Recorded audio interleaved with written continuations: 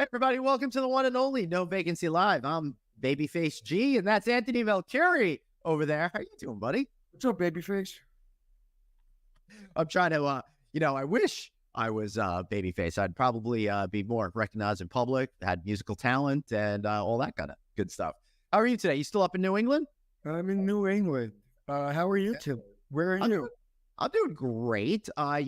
Life's going pretty good over here. I'm a little sad because as we're doing this show live, it's the last day of July. July is my favorite month where I try to stay home and hang out and enjoy myself. And, August around here gets a little too sweaty for me. But what can I tell you? You what? It gets August is a little bit too sweaty. Plus, summer's coming to an end. The days are getting shorter. The nights get chillier. Makes me very depressed, Anthony. You know what? I've known you long enough to know that you'll always find a way to get depressed. Which is completely contrary to the personality that people see out there. All right. So today we got a really good one for you today. We've got our friend John Lancaster from Choice Hotels. We're going to be talking about their SOAR program, but more excitedly, so we're going to be talking to a couple of first-time hotel owners, investors. And what's really cool about this project that they're converting is that they're really going to be fundamentally based in and for the community. So let's welcome to the show our friend John Lancaster. How are you, my friend? Great to see you. Oh boy. Nice to see you as well. I'm doing extremely well and extremely happy to be on after definitely, Anthony's trip to the gym this morning, trying to set me up, but that's okay. Hey, I had to show, listen, in the green room, I had to show you my gun just to let you know, you're my inspiration. I'm getting there one day. Yeah. I think that's very, very good. I gotta get into some exercising. I gotta get into some exercising myself. John, you got a little bit of a lag still with that internet, so we'll do the best that we can today. But when we talked about this topic back at your annual convention in early May in Las Vegas, you talked about the first SOAR development seminar that you had held ahead of that event. SOAR stands for Supporting Ownership, Access, and Representation, an issue that you've been extremely focused on while you've been at Choice Hotels. Tell us a little bit about the program, and then we'll bring in our friends. Here we go. Sure, fantastic. SOAR, again, I mentioned supporting owners, access, and representation. And what we are doing, it is an absolute, it's just moving our program that we had forward. So prior, it was the emerging markets program. Now we're moving it to supporting owners, access, and representation. So it's SOAR. It's just like, as I mentioned before, you had the cathode ray TV, and now, did it get there? Yes, but we can see much better in 4K right now. So 20 years later, moving that forward, what we're doing is we're sharpening our tools and making sure we have a direct focus on our SOAR program. Still paving new pathways to extend opportunities to hotel ownership to those who haven't had the opportunity to do that. That first SOAR development seminar that you mentioned had 50 people coming in to make sure, learning about hotel ownership, learning about access and representation, learning how to get in.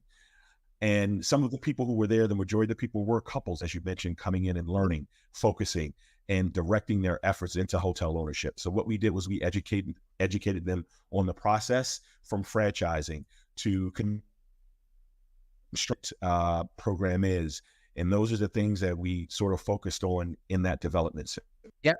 All right. So, John, you're still having a little bit of lag and connectivity issues. So I'm just going to get right into it with our hoteliers to be, Karie and Julian Brittano. Guys, so great to see you. I loved meeting you at Choice Hotels annual conference. Your enthusiasm for hospitality is amazing. How'd you all get interested in the business of hotels? Well, thank you so much. And we share the enthusiasm. Getting started in the hotel space was kind of a unique opportunity for us. My background is in commercial construction. So during COVID time, it was a lag in jobs. So I was doing some work at the community school, which is Danville Community College, as an adjunct professor. And I was introduced to the project from the former president of workforce development, Dr. Jackson, who told us about this project. And we went out there, went to see it, and the rest is history. Yeah. All right. So you guys are having weird sound problems too. So what I'd love for you to do, I'm going to put you in the back, hit the refresh button, come back into the studio. That hopefully will fix it and we'll get you right back on. Okay. John, if you can kind of go out and then kind of reboot and come back in too, because both of you guys are having problems. All right, cool. So Anthony, well, let's talk about this for a minute while they're doing that for us. And I think tell us about the program a little bit, Glenn. You were there. Like, what is the program? well, the whole idea behind the program is to make sure that folks that didn't have opportunities before got that inside access to help learn the ropes and give them a path to success. So how are you guys doing? Can we hear you now? Good. Can you hear us? You guys, something's going on with your internet as well. So Right. why don't you try a different device, either a Yeah, computer you have or a phone? light? Yeah, it worked in the green room, everyone that's listening. I know. Yeah. All right. So they'll have to get to a different device. All right. So go ahead. No, go. Yeah. So one of the cool things is they're really enhancing this program. It was known as the Emerging Markets Program, as John had said. And over the past 20 plus years in that program, they've executed a lot of franchise agreements. But now they're really trying to double down on this effort and their hotels program, which I love the idea of, because this is a great opportunity to get new voices in our industry and at our table and creating a pathway for them to succeed. So that hotel behind you is the hotel that they're renovating? Correct. So they bought this property a number of years ago to the town of South Boston, Virginia, and they're investing a bunch of time, energy, and efforts in order to be able to redevelop that property. I think it's going to open later this year or earlier next year. But you know what? Everybody's kind of coming back now. So let's see how it goes. Julian, how are you, friend? We have success.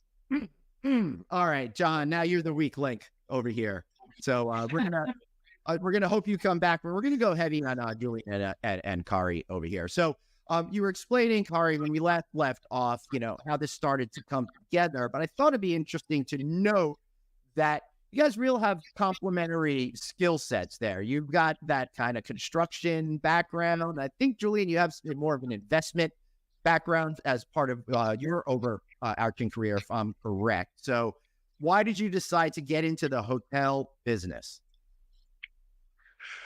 Well, my background isn't necessarily investing, even though I am a serial entrepreneur throughout my life. My background is mostly in hospitality on the event side. I spearheaded a lot of events in New York City regarding the NFL, NBA drafts, some NFL teams, high-level events, things like that. And so just being in that space and being an owner of a restaurant and lounge. So I was in all of the other ancillary services around the hotel space. Just me being crazy enough to say, babe, let's go ahead and jump out there and let our first real estate development situation be a hotel versus a single family. So that's really kind of how we got into it. I knew a couple of people in the space, got some little advice, little console on it, and then fast forward, here we are. Yeah. So, Awesome, man. and Karie, what's your background in construction management? Where'd you start? How'd you get into that? Well, I got my start into construction actually working for residential with Habitat for Humanity. Okay. But yeah, so my background has been architecture engineering. I went to school for that. And then when I started doing construction management, I got the opportunity to do work with Habitat, which opened my eyes to just different social programs that were in place, and just different ways of investment, and just honestly just showing community how they can have ownership.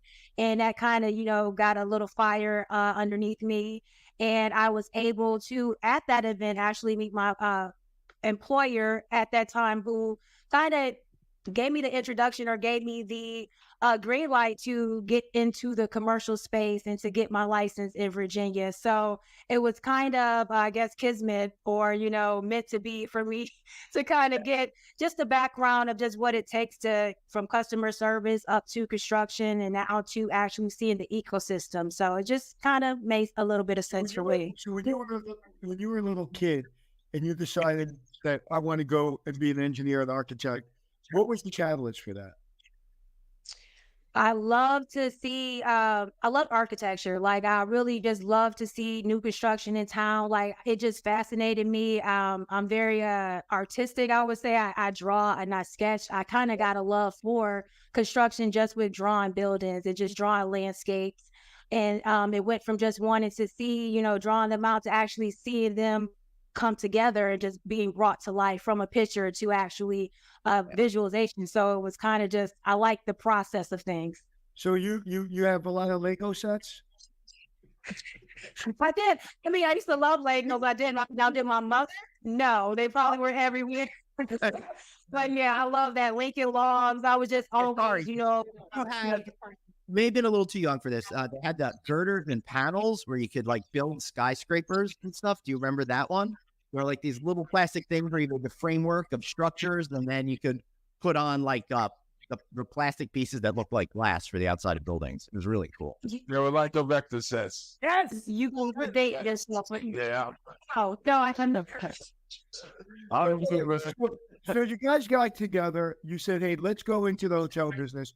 What I highly suggest, if you could do it right, because there's, as John knows better than anybody in the world, right? There's two paths. It's the right path and the wrong path. And the wrong path is not to know John. And I don't mean that to just John, but people like John, people that know to like pull you back on a different lane and say, no, we ain't doing that because you're going to run into a wall. Because this is a very, very simple business that's extremely complicated. Does that make sense? It's like, oh, yeah. If you want to do this business, it's there's a way of doing it to be successful. But if you right, it's like you can't get to first base. So what's your experience been like?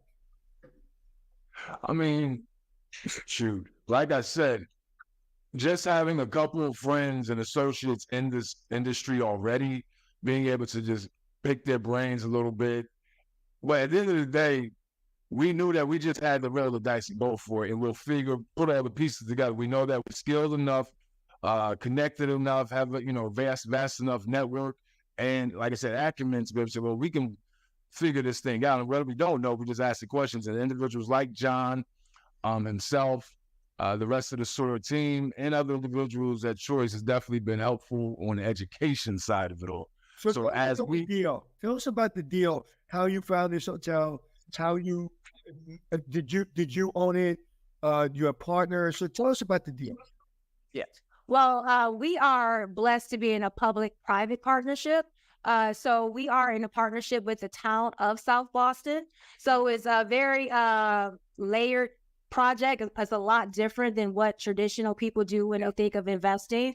And I think this is also a way for people like us to gain entry and also work with localities, work with municipalities, and to actually be able to craft a deal that makes sense for the community, because we are first-time investors. So we definitely had to be creative, and we were blessed enough to have a community that understood that and wanted the same thing. They knew it was not going to be a traditional investor who could see the beauty in this project. So where are you now in the project and with the funding? Because we all know projects go sideways with the funding, right? And brands and people like John can only do so much. But it's about the funding, right? And it's about the change orders. It's about the things you didn't find behind the wall. So tell us about that process. Well, we are getting ready for our groundbreaking. So we're happy to announce that we're fully permitted. We're ready to go. Thank you. That most definitely has been a journey, especially being a historic project. As you know, there's a lot of steps and complexities that go into historic tax credits, and being able to have that is a huge contributor to our capital stack.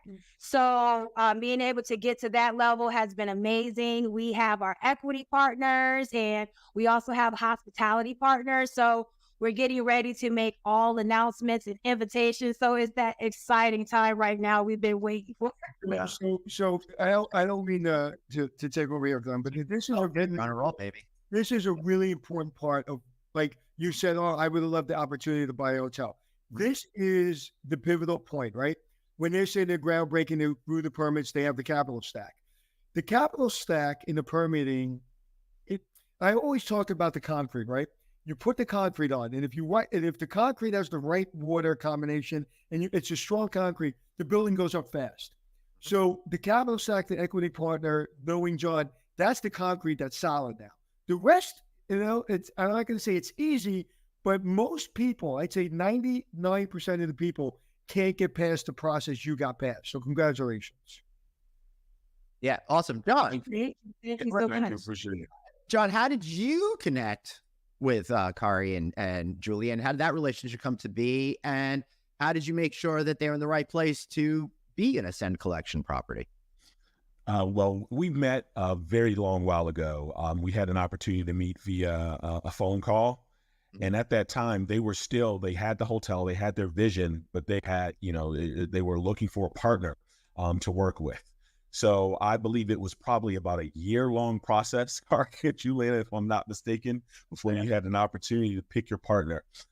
We invited them down to our convention, had them, walk our floor, had them talk to some of our owners that we had in the past, and just to get a feel and to become comfortable. Again, when you're going into a franchise agreement, and I don't want to get into that, so it's more so that 20-year agreement. So you're entering a 20-year marriage with that brand and that person that you're going to do. But first and foremost, it's about being comfortable and having a relationship with who you're working with on the brand side. And that comfortable relationship, it was curated over that years-long time. We talked about, Karie's background in construction and how that would relate to the project. We talked about Julian's background in acting and how that would relate to the project and how they could move it forward, and their love and affinity towards this city. That's what really stuck out to me about their passion towards this. This was an old hotel, if I'm not mistaken, that was opened in the 1900s and was closed in the 90s. So the community rallied around them and wanting them to revitalize that, to me, that felt wonderful because they wanted to, not just them, but it's the community. Bringing everybody together to be a focus and a focal point of that city is what drew me to them and to that particular project. And what's the brand? Can we announce the brand? Yeah, the Ascend Collection. It's in the same collection, but it's under our own brand, which we call the Rook Hotel. So this one will be the Rook at South Boston. Yes. And they have plans to dominate with this brand over time. So why the Rook? Well, we decided on the Rook, coincidentally, actually, when we started our business together, Brittano Group, we used the Rook icon. And for us, we were like, it symbolizes having you covered from all angles, having you covered from all corners. So we wanted to make sure we had something that was regal, something that had good translation to others, and also a symbol. So when people see that piece, they recognize us and know that that's our brand. Yep. Great. Yeah. And I love the fact that you're doing the Ascend Collection where it gives you the ability to be who you are, but also gives you the safety net of a brand. Right. And for some of our younger people out there, the soft brands, which actually the Ascend Collection was the first soft brand, I think back in 2009, John, if I'm not mistaken, right? You are correct. You've done your history. Lack of supply, being really curious. I think it was like Chicago or something like that was like the first market. You were like, hey, we're losing a lot of knights over here. So, or I should say a lot of rooks. And then, a number of years went on, everybody came into this, and it really is a great idea to help owners and operators that have that independent mindset that don't want to play by a specific set of rules, that like to color outside the lines to be able to be hoteliers. Right, Julian? Absolutely. Well, at the end of the day, when you're able to soft brand and work with alongside a community, it's to customize it. You can galvanize and you can pull in more support because it gives an invested interest to the local area versus just saying, okay, well, here's nothing wrong with those other models. Those other models clearly work just fine. Right. We just feel like as new owners, new developers, new investors, and individuals that look like us and that can relate to our journey, all we know a lot of times is community building, and it is starting grassroots. So this is actually a grassroots approach when you really look at it, because you get to speak with, the city, town managers, economic development folks, and kind of really develop these things out, find out the historians and those individuals like that really can help you add value to your asset. Yeah. I love you guys. I told you, right? Man, you know what? Because not only obviously very smart, but man, you got grit. I can feel the grit coming through the camera of that. You're not taking no for an answer, and I think Anthony, I'm going to collect some of that grit and sprinkle it on my kids. Yeah. So tremendous respect. If I can ever do anything for you, I'll make sure you get my cell number. I'm always here to answer our question.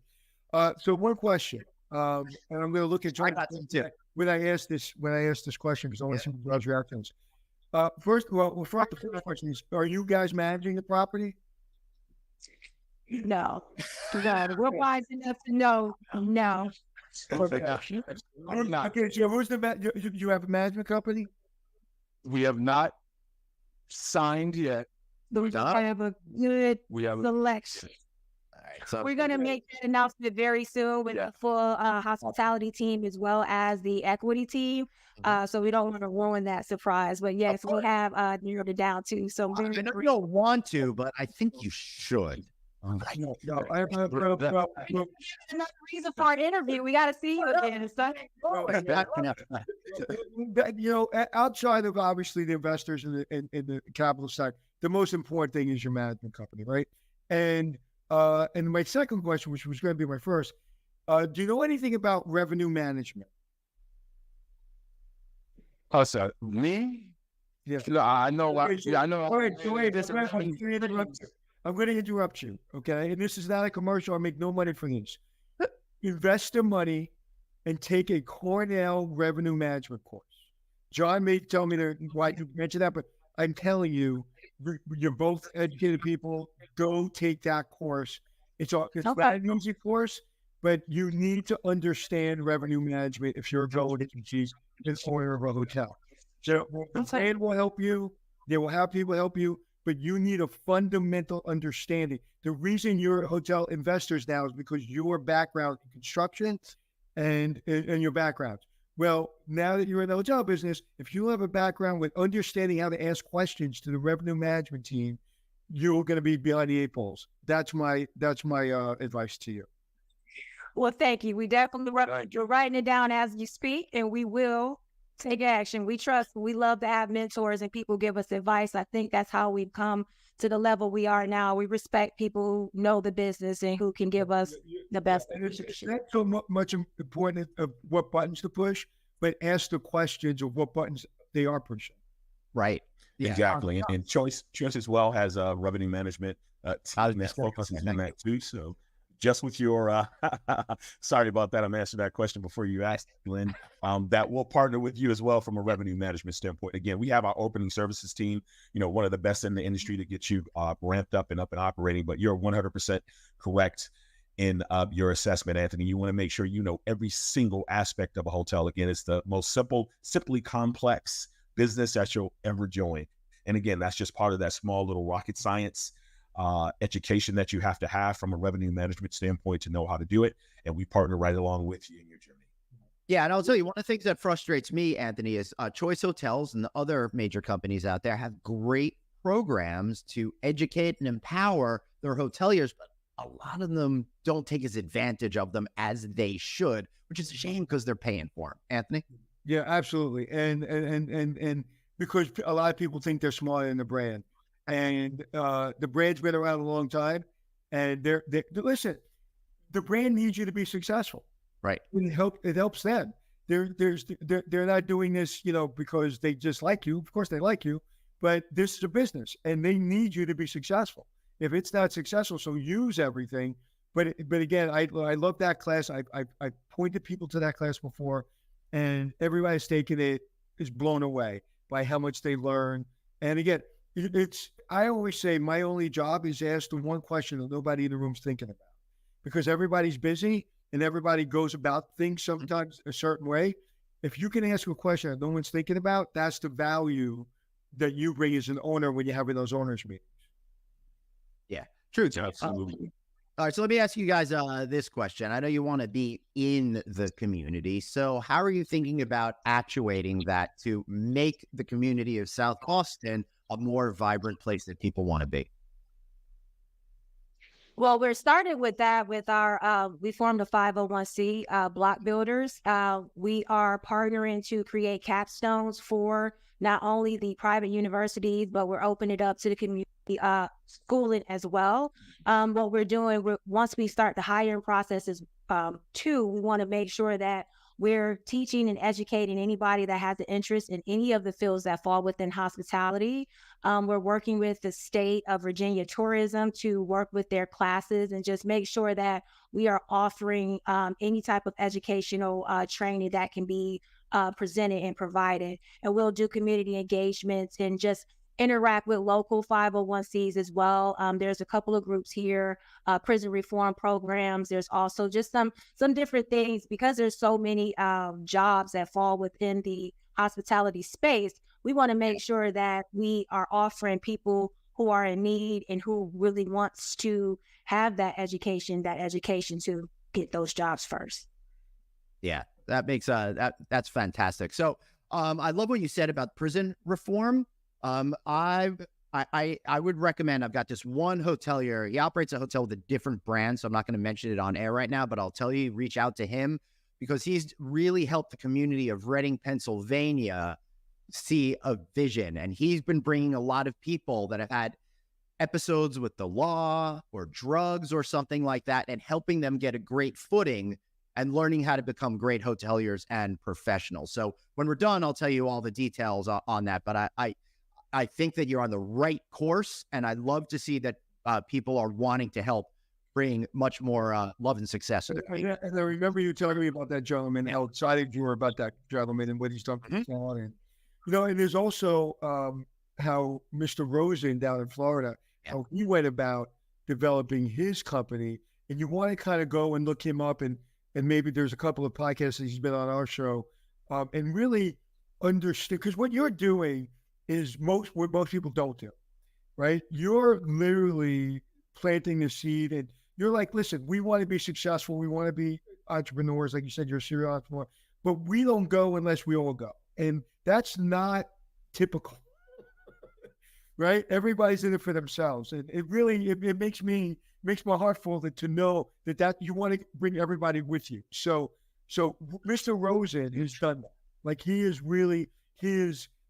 done amazing things. So just learning from those kind of people could really could benefit you. So absolutely, we've been learning along the way. You know, me personally, before I met Karie, I've always been kind of involved a little bit here and there, but we've really been learning the task of community development and outreach. And, you know, there's some learning curves there because we were accused at one point of running a welfare project, program, just because we care about the community. We care about those that are underrepresented, those that are underserved. And we can't save everybody. We know that's not our job, but if we at least plant, like you all have been saying, plant the right seeds, put some logistics and some, activities in place, so that way the individuals can at least see a pathway through the pipeline that refers. Because we're putting the pipeline together, we're fitting everything together, we're asking the right questions, we're meeting with the right folks, bringing the right partners to the tables in every development that we do. So it's just we had to learn to. We still have to allow people to incentivize themselves. Yeah. And what you're saying is, when growing up, I never wanted a handout. I wanted a hand up. And that's what you're asking for. And then people got to be responsible to perform for you guys. And so anyway, congratulations. It's really a beautiful thing to hear how you're doing it. And when you having the groundbreaking? So we're planning the groundbreaking at the end of this month. We're trying to coordinate because we have quite a few people on our team. We want to make sure that everyone can be present because they would definitely want everyone to be present. Yeah. When do you think it'll be open? Well, we're planning to be open Q4 25. All right, cool. So it's a full gut. It's like everything but the outside walls, full gut. Yeah. Everything is gutted. It's a complete historic flip job. We'll be featuring a rooftop bar. So I know the town and everyone's excited for that. We're going to have How many rooms? it's 30 rooms. 30 rooms, rooftop bar, main level restaurant and bar, and small convention event center. So we're excited. It's going to bring some change to the area for sure. There's another hotel I want you to take a look at online. It's a small hotel in New York. It's called the Rockaway Hotel. It's 50 rooms. They spent a fortune. And when they did it, I was like, oh, 50 rooms, that's not a lot of rooms to make your money back. The way they programmed it is second to none. I've never seen a small hotel program a hotel the way they programmed it. From the way they put the kitchens, the wedding venue, the outside space, the rooftop bar, the music they bring in every week. It's insane of what they're doing. And really, they're bringing a lot of money, not only through rooms, but through how they're doing it. So just you can just look at their calendar of events and kind of see the kind of things they're doing. Can I ask the overall cost of the project? Yes, it's around 13.7. 13? Yeah, 13.7. No bad. That's great. I mean, for that kind of historic property, that's a good number. There's definitely that New York number. No. That's why one of the things is like happening with here, and I'm like, wait a minute. You know, people locally, they're like, oh man, I'm like, back home. That's looking at 50. Exactly. So I thought you were going to, because that 50 room hotel was $50 million. So I thought you were going to throw at least a $30 million number at me. Right. That would not be viable. We would not be moving. That's fantastic. So, John, what do you think about this whole thing, my friend? I'm sorry, we're taking away all your voice here. Sorry. No, that's fantastic. I wanted John's opportunity to present this amazing entrepreneurs to us. So, John. Exactly. No, this is not about choice or about me at all. It's all about Karie and Julian, which is why we have the Ascend project. And that project, to me, again, igniting the community and making sure that, again, the rooftop bar, and it's bringing everybody together to make sure that they're focused on that. And, you know, that 13.7, I think, fantastic number and opportunity to do that. And the fact that it's a public-private partnership is great as well. And being trenched in the community and being there is what makes it forward. From a Choice Hotel perspective, having this as an Ascend, you know, will be one of our signature hotels from our SOAR program. And other, you know, that have started. And again, we've gone into it probably 1 million times with, you know, under 2% are owned by, you know, underrepresented, you know, Black and African Americans. This is something that will be a harbinger and something where people can look to as a beacon. A lot of times, the reason why we don't have that ownership because they can't see people that look like you or sound like you. And that's what I think Karie and Julian do very well. And to bring that, when people see them and see the opportunity that they're moving forward. You mentioned earlier about when people starting the hotel projects and doing that, and it never comes to fruition, it never comes through. Again, signing a franchise agreement is great, and you can get that through, but typically that doesn't happen, and it's the follow through, and it's to make sure. We've had constant conversations with Julian and Karie, working on other projects with them as well, working on seminars, working with them, coming in and being true partners is which I think is a great step in what they do. So if everybody can emulate sort of what Karie and Julian has done, I apologize, Julian. I think I thought he was making an announcement, you know. You know, on opening day, we would be humbled to come and do our podcast from your hotel. And one advice before we wrap up that I will give you, and the reason you're successful is because you believe this in bold. In this business, the hotel business, once you're operating it, every single thing matters. Everything. And where hotels are run by people that get that, whether it's a 3-star hotel or 5-star hotel, everything matters. And whether it be, you know, people say the guest is the most important person in the hotel. No, it's the housekeeper. And if you focus on that and you focus on what you're doing and everything comes from that, you're going to be unbelievably successful.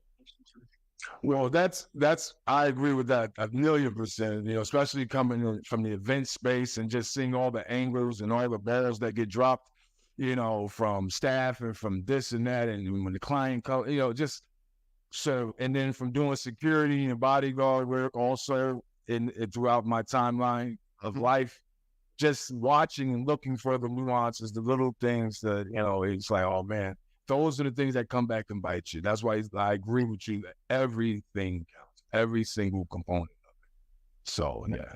Nice. And I'm going to suggest something that you've already thought of. I mean, you're both really charismatic and have acting experience, Julian. I'm curious as to what type of content you'll be doing throughout the creation of this hotel. I'm wondering if you got a reality show deal or you're going to be doing it on your own already, but I know something's going on with that. Wait a minute, you're speaking that into the atmosphere. Go ahead, take it away. We'll love that. I think it's perfect.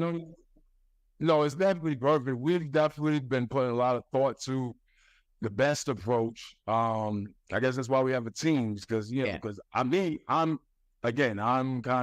very aggressive. I'll just say that, that's the easiest way to describe myself. So I'm going to take it all, like everything from let's do all the behind the scenes of the whole growth and development as just being hoteliers, right? In the space that we're doing, working with as a couple. People call us power couples. Look, we're a couple that's doing the best we can, and if they be empowered by it, great. There's other aspects of it between the interior side of things and just even some amenities that we're looking to offer as we scale into other markets. So, yeah, it's a lot. We're open to it. Just say I'm just thinking, move over Chip and Joanna Gaines, because you guys. Thanks for telling them again. You're just completely. My ego is going to be talking here. You completely passed over the Hotel Impossible guy. No, I've. The reason why I said that is because they are a successful role that does that specific type of program. But I actually watched 2 episodes of that show. Actually, it's not too long ago, right within the last year. There's 108 of them. So well, it's a lot of hope. But right now, it's interesting. Let's talk about this for 1 second. And 12 years ago, when I wanted to do something, I went to Travel Channel. They helped me develop my show. Okay, 9 years later, we did 108 episodes. We do a new show called Hotel All Star. We just did 2 episodes. We're doing it free on YouTube.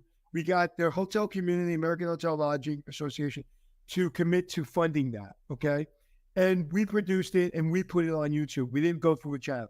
So my suggestion to you right now, because of the technology, because it's a different world than it was 12 years ago, you don't need any of that. What you need is an insanely good social media person that is documenting your journey and constantly feeding social media. If you invested your money there, forget about PR company, forget about marketing company. If you just invested, in my opinion, in a really great social media company. I'll give you an example. If you look at what we're doing right now on my social media, I partnered with a young lady named Sarah, and she has a great social media following. And a company hired us, Pebblebrook, to do some social media for their new brand curator. So you're going to start seeing a lot of that stuff on my social media. And I'm looking at it and go, wow, that's good. I got to go there. I'm like, because she ran it. So my point being is that's what today is selling. That's where you get your brand. That's where people come to you and offer you a show. But getting that social media from get is really important.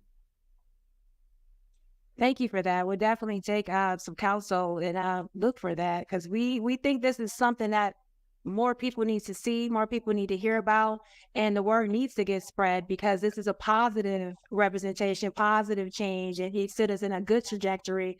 You don't really see that. Maybe if it's a little bit dramatic, you would. Right.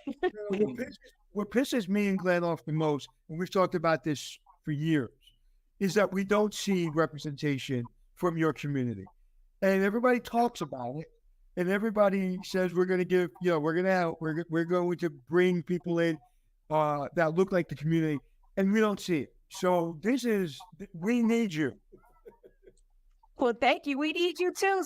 Let's spread the word together. Right, that's work. We all need each other, which I think is from a hospitality standpoint, Glenn and Anthony, Julian, and Karie. This is a complete hospitality family. And as we say, the hospitality world is always small, and we all know each other, and we need to uplift and embrace each other and do the same thing.